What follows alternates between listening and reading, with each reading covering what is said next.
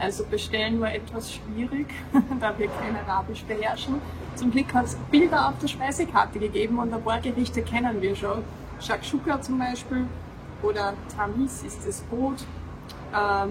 Das Bohnengericht heißt Phu oder so ähnlich. Und ja, mit Händen und Füßen haben wir es.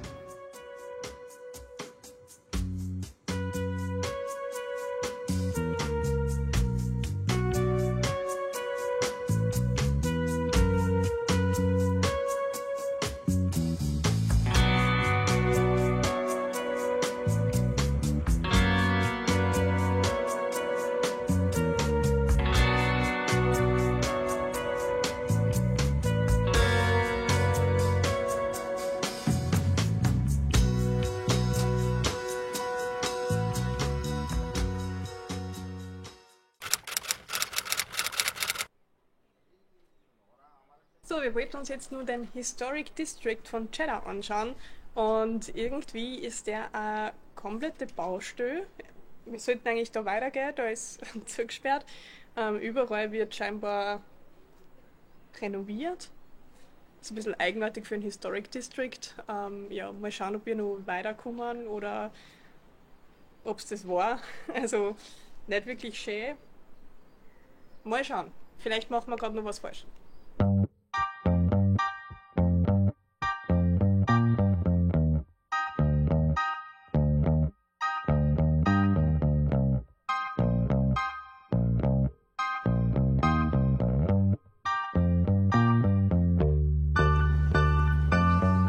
Irgendwie nicht so.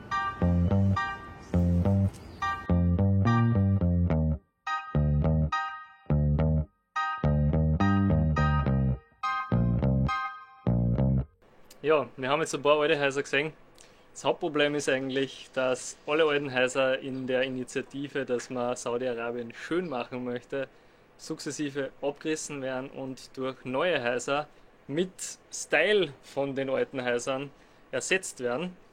Und ja, wir wissen, dass das in anderen Städten schon so super funktioniert hat, dass das so authentisch umkommt. Eher nicht.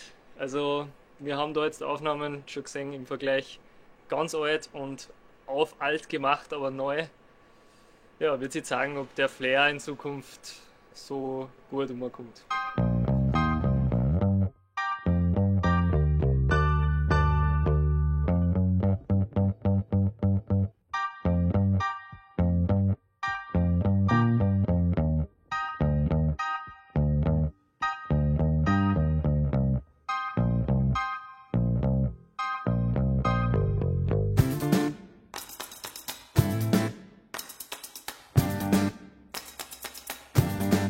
Also der Verkehr in Jeddah ist heute einigermaßen angenehm. Das liegt aber daran, dass Freitag ist.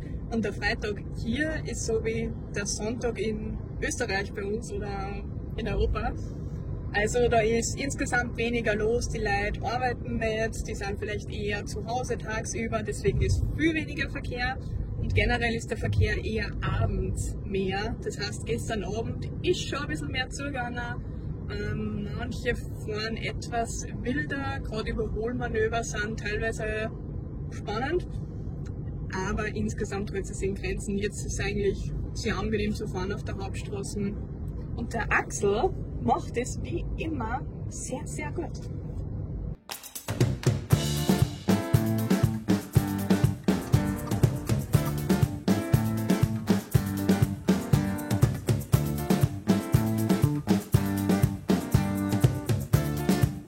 Neben der Altstadt haben wir auch noch die bekannte Floating Mosque am Corniche, also der Strandpromenade, besucht. Die Moschee selber war nicht so spektakulär, der Yachthafen dahinter umso mehr.